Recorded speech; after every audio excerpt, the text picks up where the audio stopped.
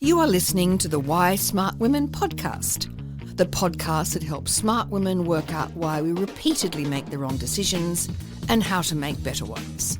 From relationships, career choices, finances, to faux fur jackets and kale smoothies. Every moment of every day, we're making decisions. Let's make them good ones. I'm your host, Annie McCubbin, and as a woman of a certain age, I've made my own share of really bad decisions. Not my husband. I don't mean him, though. I did go through some shockers to find him. And I wish this podcast had been around to save me from myself. This podcast will give you insights into the working of your own brain, which will blow your mind. I acknowledge the traditional owners of the land on which I'm recording, and you are listening on this day.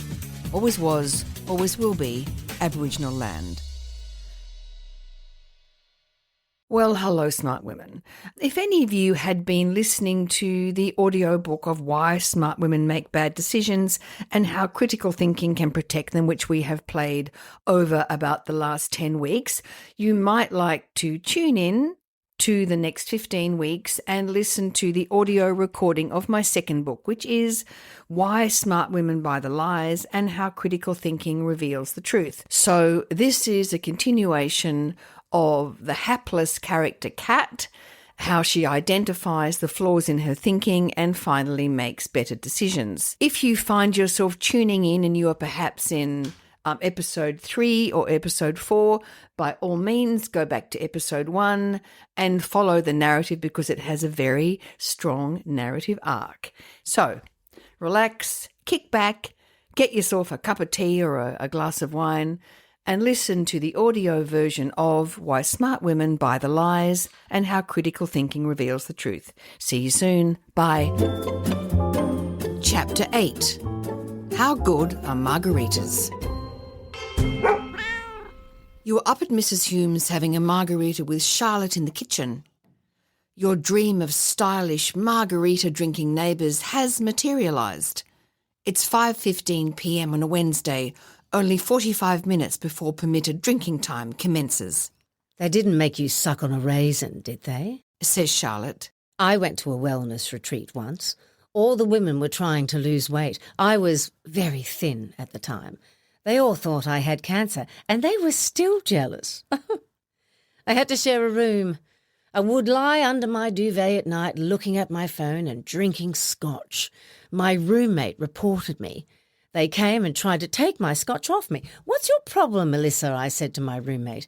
"Well, it's for your own good," she said. "Snitch," you say. I snuck to my car that night, went to the next village and booked into the pub. The landlady served me up a stew and Guinness. It was the best meal of my life. I left the scotch on Melissa's bed with a "see ya" note on it. I worried later she might have been in there for alcoholism. I have a friend who went on a wellness retreat where you fast for 5 days. You get bone broth. That's it. It was $5,000 a week. What's $5,000 a week? Alec comes in the door. Just a retreat a friend went on. You say. Don't get any ideas, Charlotte. We can't afford it. Also, did you buy a $500 dress? Yes, She answers, winking at you. but it was on sale, down from $1,000. Charlotte, we can't afford it. And I had another call from the car finance guy. He was really unpleasant. She opens a bag secreted in a cupboard and shows you the dress. It's okay. She calls out to him. I took it back. Your eyes widen. Anyway, you want a drink? I'm just pouring another one for Kat. No, isn't it a bit early? I'm going to have a lie down. Stop shopping. You hear the bedroom door shut. Anyway, another margarita, Kat. And don't worry, we totally can afford it. He grew up with a mother who knew 10 different ways to cook mince. He's never adjusted to the reality that things are good now. What happened to Alec's first wife? You say. She leans on the kitchen bench, pulls her hair into a ponytail and clips it. Oh, she caught COVID. It was the first wave. She didn't look all that sick, then suddenly just passed away. Terrible.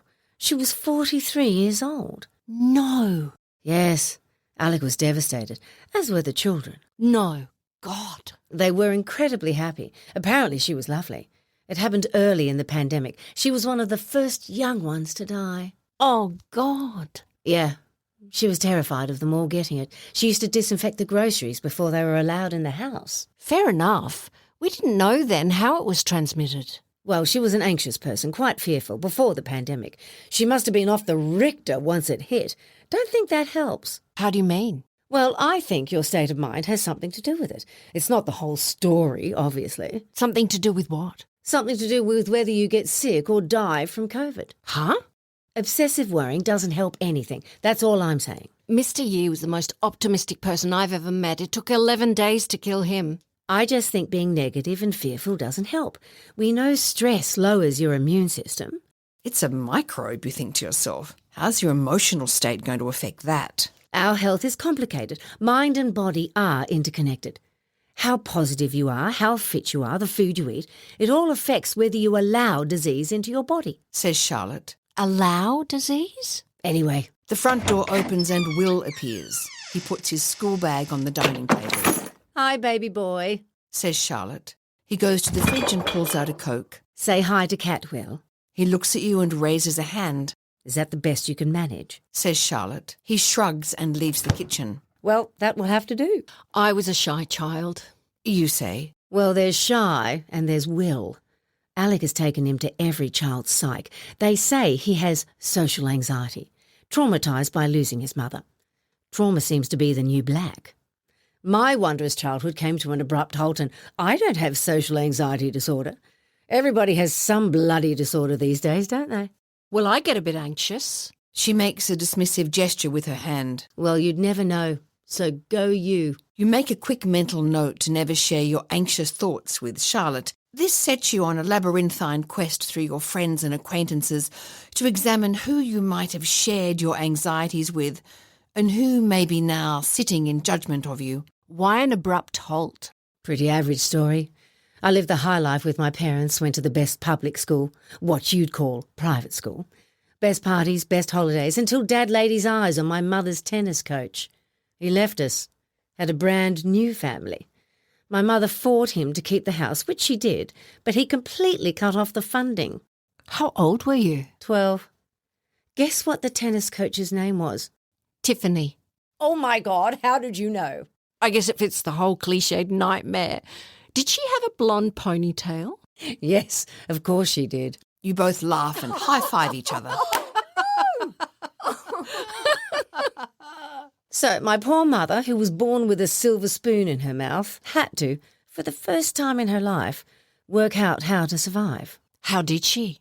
We opened up the house to tours. I didn't mind it so much. Being an only child, I quite liked the company. But my mother is not designed to collect tickets and make scones. Wow. Anyway, it made me completely self-reliant and determined. I will not be making scones for strangers at 50. Anyway, enough of the pity party. Do you like these jeans? She holds her phone in front of you. Yes, I do, but they're $700. You say. Yes, well, look at the cut. You look down at your own jeans. You bought them on sale at the mall. You like them because they're soft and stretchy. Charlotte pinches the fabric. Aunt Lucy wears these. I'd be anxious too if I was getting about in elastic-waisted jeans. What are you, 80? She hands you another margarita. I don't know. It's 5:56. That'll be 2 drinks before 6 p.m. Oh, for God's sake.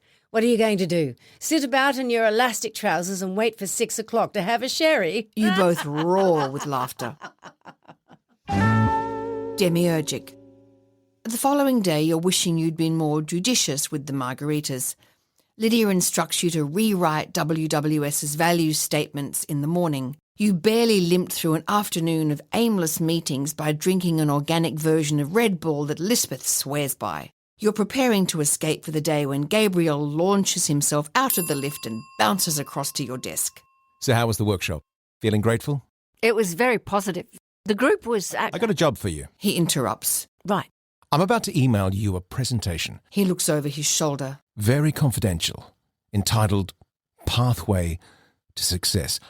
I want you to WWS it. Right. It shouldn't take long. Basically swap out the Zumbitsi logo for WWS, change the dates on the timeline to next year, change the colours and the fonts, change the title to Roadmap to the Future, and change the subtitle to Our Digital Upgrade. Change our manifesto to our creed, horizons to cycles. So, cycle 1, cycle 2, cycle 3. God, you think. Right. A tinkling sound emanates from Gabriel Randall's pocket. You think it might be his phone until he produces a pair of enamelled balls that he rolls around in the palms of his hands. These are Bayarding meditation balls, my own personal wellness app. He says, in answer to a question you didn't ask. The tinkling sound is affecting your bladder. Lydia says you've been working on the values. Yep. You hope he's spoken to Lydia about this. She hates disruptions in the chain of command. Where it says principles, swap it out for values and put your stuff in there, and I think we'll be good.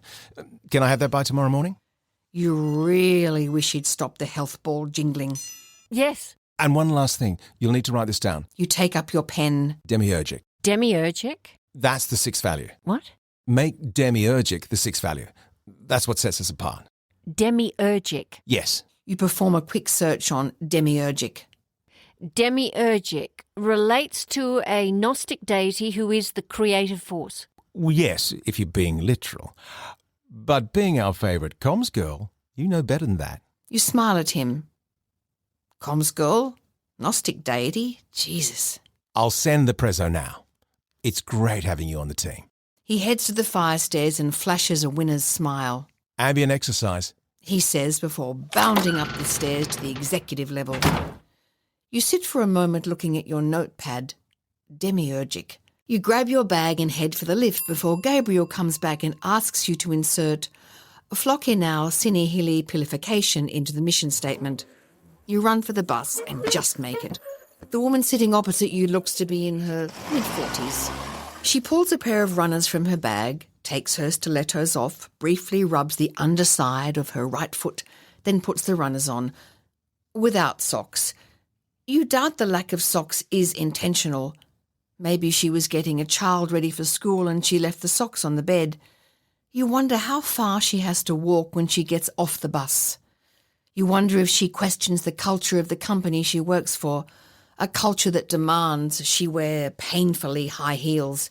You wonder if she hates her job. Does Michael get it? That night you are sitting at the dining table making progress on Gabe's presentation. Michael is cooking again, something involving grilled halloumi. Porridge has retreated to the bedroom. Susan has taken to ambushing him from the back of the sofa. He's now more anxious than when he arrived. Demiurgic. Okay. Gabe wants it in, it's in. What do you think of this? Don't ask me, says Michael. I don't understand the dark arts of corporate communication. Have a look. Michael wipes his spatula and scans the presentation. Demiurgic is your sixth value? You familiar with the word? No, are you? I am now. What's the point of it if no one knows what it means? Well, you and I aren't everybody. Gabe knows what it means. You stretch your arms above your head and yawn. And he's Harvard. You need a Harvard degree to understand your sixth value? You sigh, leaning your head on your palm. Oh, I'm so tired. It means creative and powerful. So why not say that? Because that's 3 words versus 1 word, demiurgic. I told you I'm the wrong person to ask about that stuff. I really know nothing. You know how to get spiders out. He follows your eyeline to a large huntsman crawling up the wall near the window. I do. Go about your business, my good man, and leave me to my demiurges. Now you've been exposed to the word for several hours, it is growing on you. You don't bother looking it up. You decide for yourself that there must be a noun, and that's you, a true demiurge. Of Gnostic gods and corporate values. You may laugh at the notion of inserting the word demiurgic into corporate values, but is it so different from selflessness, passion, frugality, or value centricity? The idea of being guided by mission statements, vision statements, and values is laudable, but somewhere along the line we've lost connection with what the language means and even what we're trying to achieve via these statements. If passion, loyalty, accountability, and respect are articulated in the values, that's great. But how are these traits communicated and enacted? How do we bridge the gap between the corporate value and employee behaviour? How often do we even ask this question? Gabriel's instructions to Kat to amend the presentation might seem like a literary flourish I'm using to put the character of Kat under pressure, but actually I've seen similar situations unfold in countless organisations. The problem with Gabriel Randall and his ilk is that they use language to throw a net over their audience. Whether it's an audience of 1 or 2,000, they are caught in a swirl of stultifying confusion.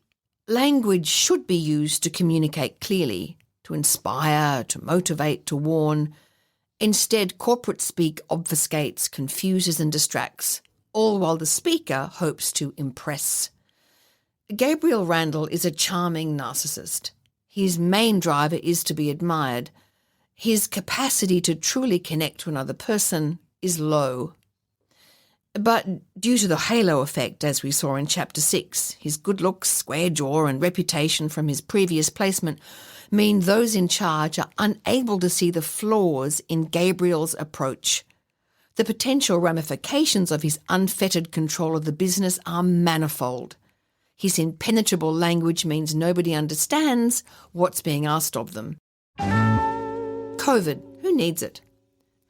There is no doubt that chronic stress is deleterious to the human body due to the effects of raised cortisol and adrenaline, among other chemical changes. We know that living with constant anxiety and depression is not good. There is also no doubt that the food we consume is either helping or hindering our health. It's well documented that diseases such as diabetes, cancer, and heart disease are on the rise because of poor diet and a lack of physical exercise. We also know that yoga and meditative practices can have a positive effect. So, chronic stress is bad for us. The research is clear. The lie occurs when this message is oversimplified. It begins when the evidence that stress is bad for us is picked up by the alternate medical brigade and resold as stress causes all disease. The perception that a positive attitude, stress management techniques, eating properly, detoxing regularly, taking vitamins, exercising, and doing yoga is all it takes to protect ourselves against disease is not true. It's a lie. That your health can be guaranteed by you applying yourself to maintaining it is a simplistic con. COVID tells us this is not true. This lie results in a sort of health superiority. If I am well, it is due to my own efforts. If I am sick, it is due to a dereliction of duty on my own behalf. The complexity of diseases like COVID, genetic factors, and the virulence of the strain are all rendered insignificant once someone has jumped on the "I'm in complete control of my health" bandwagon. Plenty of people who could lay claim to a healthy lifestyle have fallen victim to COVID. Some are still laid low. Surely it's okay to detox, I hear you say.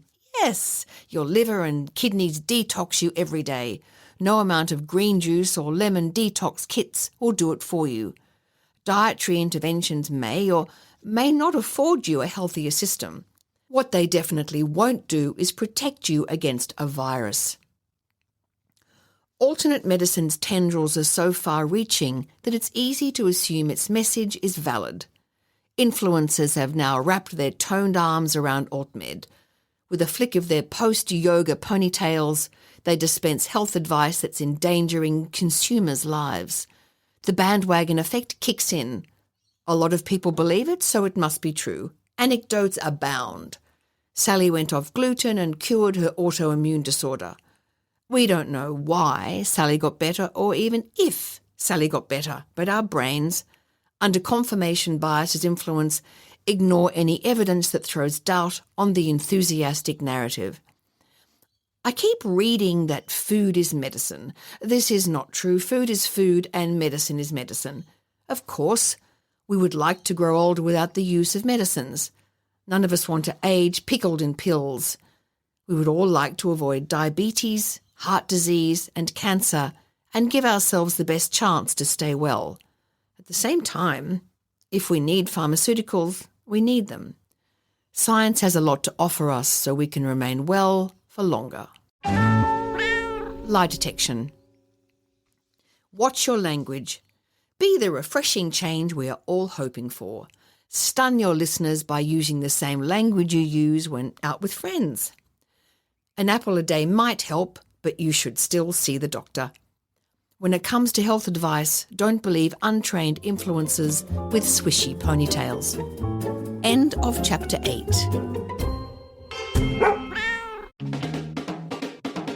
Thanks for tuning into Why Smart Women with me, Annie McCubbin. I hope today's episode has ignited your curiosity and left you feeling inspired by my anti-motivational style. Join me next time as we continue to unravel the fascinating layers of our brains and develop ways to sort out the fact from the fiction and the over 6,000 thoughts we have in the course of every day. Remember, intelligence isn't enough. You can be as smart as paint, but it's not just about what you know, it's about how you think. And in all this talk of whether or not you can trust your gut, if you ever feel unsafe, whether it's in the street, at work, in a car park, in a bar, or in your own home, please respect that gut feeling.